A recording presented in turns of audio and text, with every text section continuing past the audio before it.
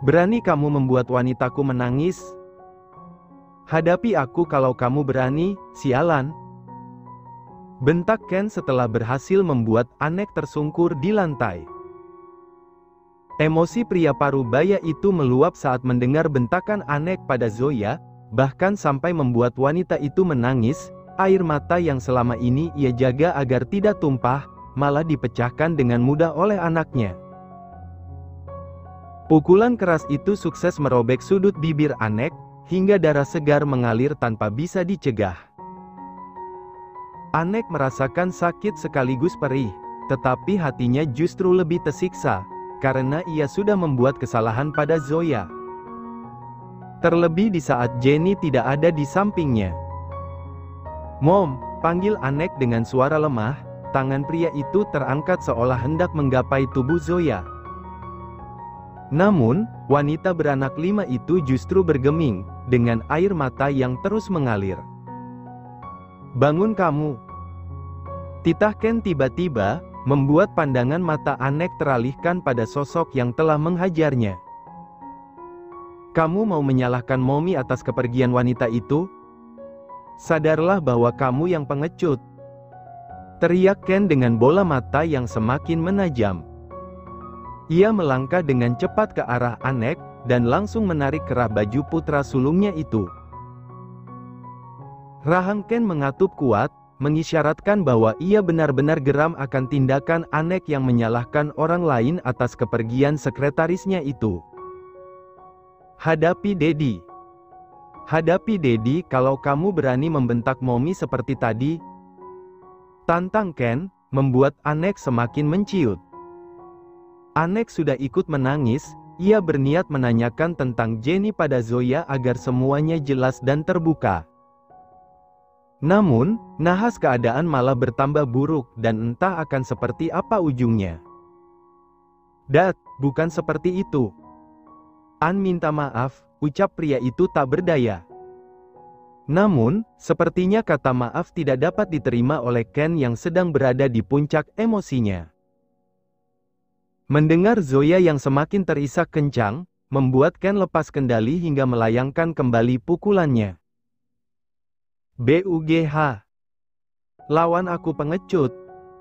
bentak Ken dengan serangan membabi buta. Anek tak melawan sama sekali, ia hanya terdiam dan menerima semua pukulan ayahnya. Dia sadar bahwa dia memang pengecut. Harusnya kemarin Anek membawa Jenny untuk bertemu Zoya, sebagai bukti keseriusannya. Namun, entah kenapa pikiran Anek tak sampai ke sana. Sekarang hanya karena masalah itu semuanya bertambah semakin rumit, keberadaan Jenny belum bisa ia temukan, dan pastinya wanita itu akan semakin sulit ia gapai. Dalam sekejap tubuh dan wajah Anek sudah babak belur. Akan tetapi Ken masih terlihat belum puas memberikan pelajaran terhadap anaknya. Situasi ini kembali terulang seperti beberapa tahun silam, di saat Anek baru saja menyelam ke dunia perselengkian. Zoya tak mencegah Ken sama sekali, ia hanya terdiam dengan dada yang terus bergemuruh. Tangan Ken melayang di udara, entah sudah berapa kali pria parubaya itu melakukannya. Namun, tiba-tiba suara teriakan seseorang menggema membuat kepalan tangan Ken tertahan. "Dad, apa yang kamu lakukan?" tanya Bi dengan cemas. Ia yang baru saja pulang dari kantor langsung berlari ke arah Ken dan Anek yang sudah terlihat tidak berdaya. Nafas Ken terengah-engah, ia langsung melepaskan kerah baju Anek hingga pria itu kembali tersungkur di lantai tanpa memiliki tenaga. Begitu sampai Bi memapah tubuh Anek, lalu menatap ke arah Ken dan Zoya bergantian. "Dad, ada apa sebenarnya?" Ken mengatur nafasnya yang terasa begitu mendera. Pandangan mata pria itu sama sekali belum melunak, apalagi saat menatap Anek. "Tanyakan saja pada kakakmu. Bawa dia pergi karena aku tidak sudi melihat wajahnya. Pastikan dia menyesali semua perbuatannya." Setelah itu Ken menatap ke arah Zoya yang sudah melenggang ke arah kamar. Ken menyusul, meninggalkan Bi yang diliputi tanda tanya dan Anek yang semakin merasa bersalah. Sampai di kamar, Ken langsung menghambur memeluk Zoya. Wanita itu terlihat mengusap air matanya dan Ken malah mengusak-ngusak wajahnya manja. "Baby, bagaimana aktingku tadi? Keren tidak?" bisiknya dengan bangga.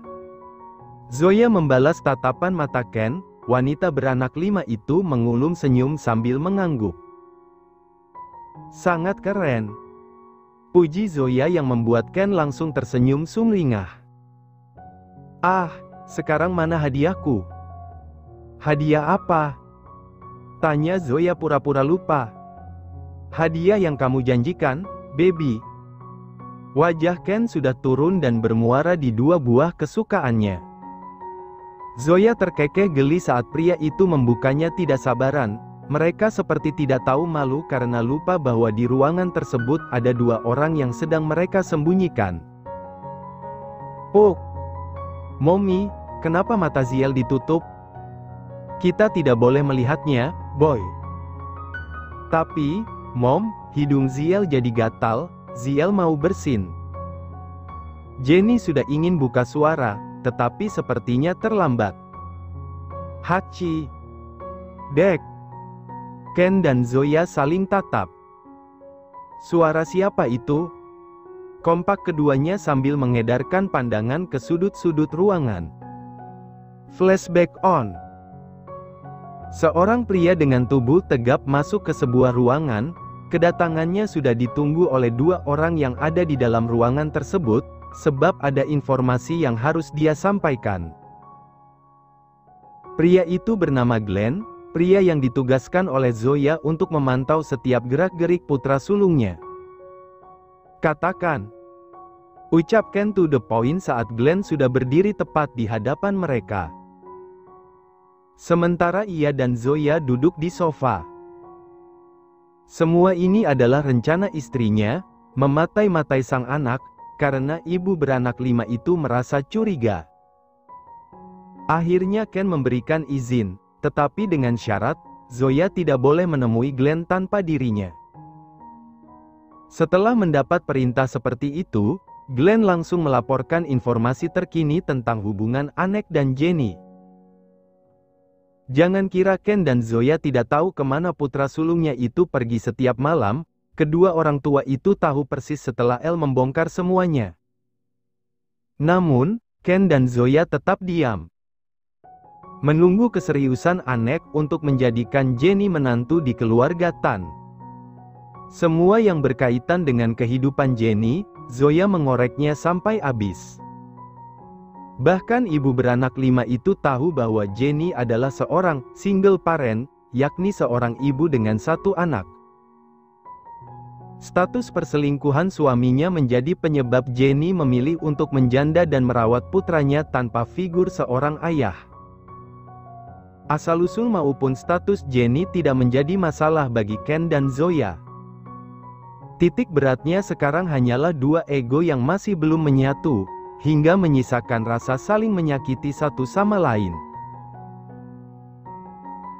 Sampai sekarang hubungan mereka belum membaik. Jadi sepertinya Tuan An belum berani untuk membawa Nyonya Jenny ke hadapan kalian. Zoya terlihat manggut-manggut. "Apa jadwal kegiatan An hari ini?" tanyanya.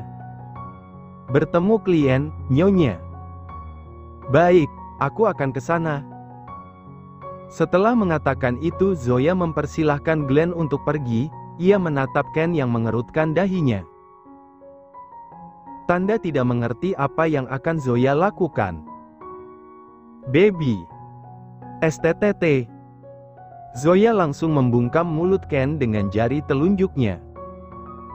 Wanita itu naik ke atas pangkuan Ken, membuat pria parubaya itu semakin tak paham. "Kita akan bekerja sama, sayang." "Bekerja sama apa, baby?" tanya Ken setelah jari telunjuk Zoya lepas, dan malah turun ke dada bidangnya.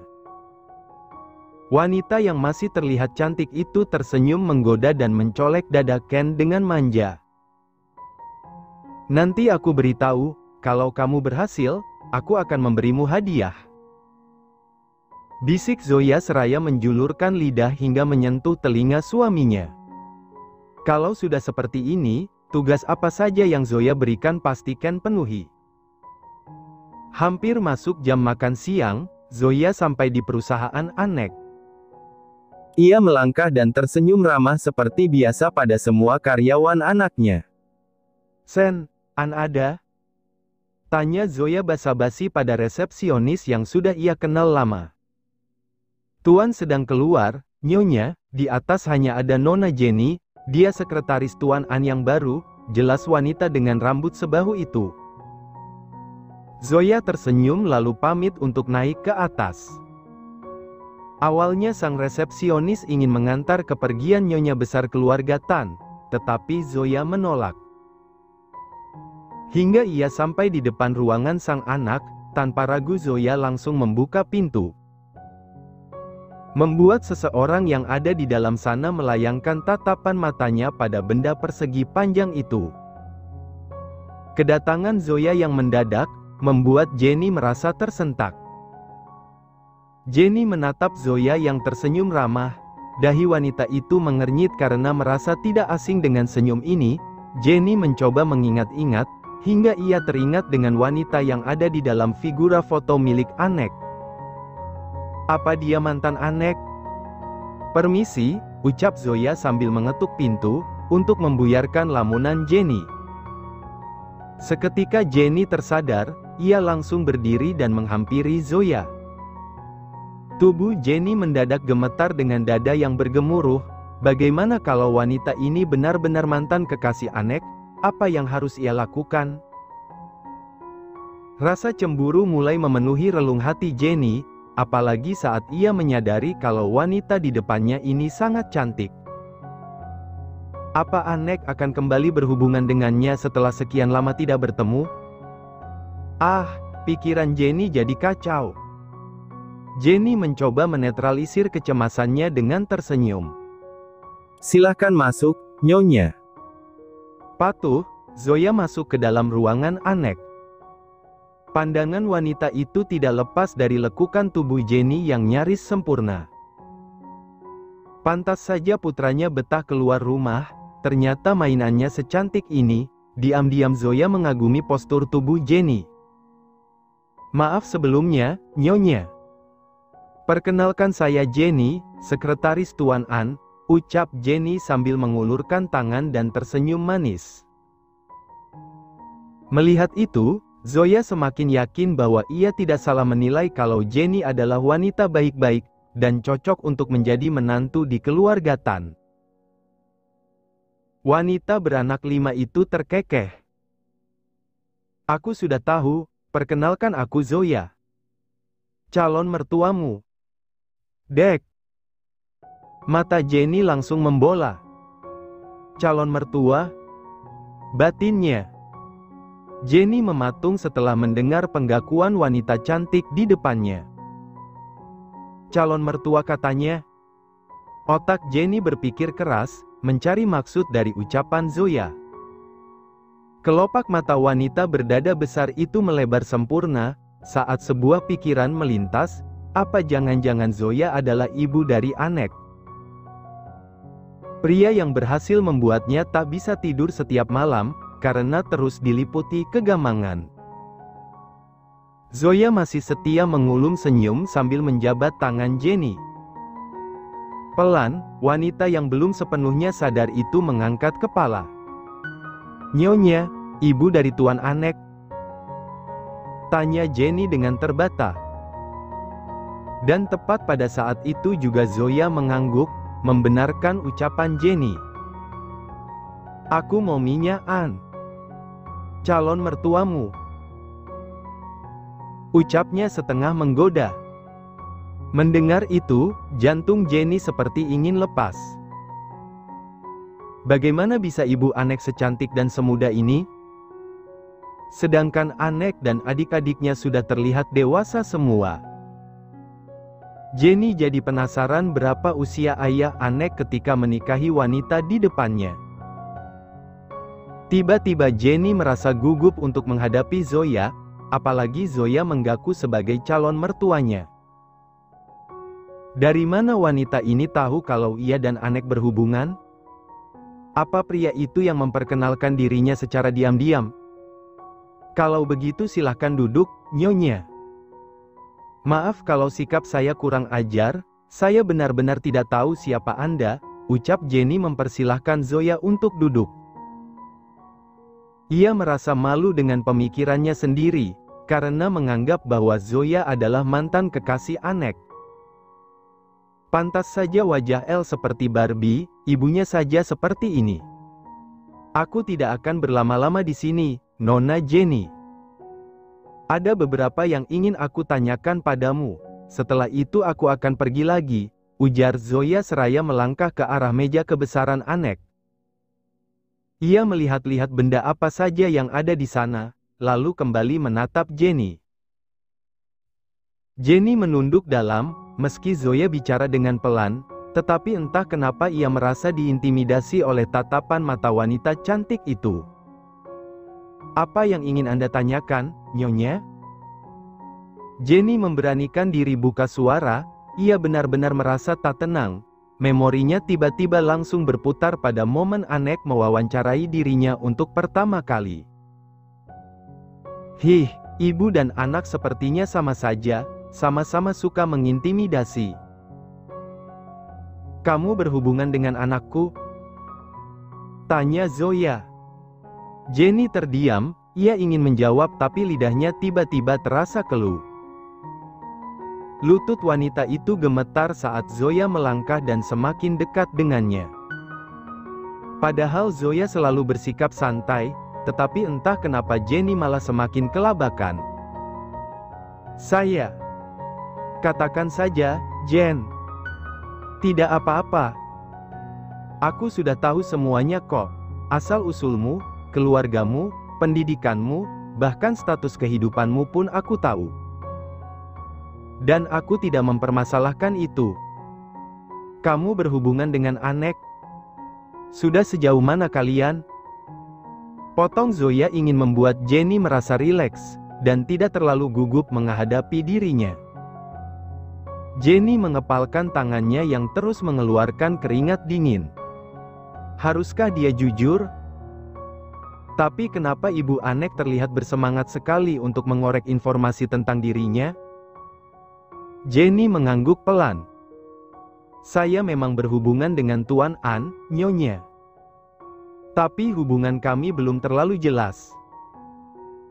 Karena saya baru bercerai dari suami saya dan saya juga tidak ingin orang-orang menganggap Tuan An yang menyebabkan perceraian itu terjadi. Lagi pula saya juga masih menata hati, saya tidak ingin terlalu terburu-buru. Saya takut gagal lagi. Zoya mengangguk mendengar penuturan Jenny, semua yang dikatakan calon menantunya itu benar. Zoya kembali memangkas jarak, ia mengusap bahu Jenny seolah memberikan kekuatan sebagai sesama perempuan. Aku mengerti. Aku sangat paham bagaimana sifat anakku. Dia memang pemain wanita, dia pandai berkata manis dan bersikap semaunya. Dia sering menghabiskan waktu hanya untuk main-main, dan tidak peduli apa kata orang. Wajar jika kamu merasa ragu padanya. Tapi satu yang ingin aku tahu, apa dia pernah mengajakmu menikah?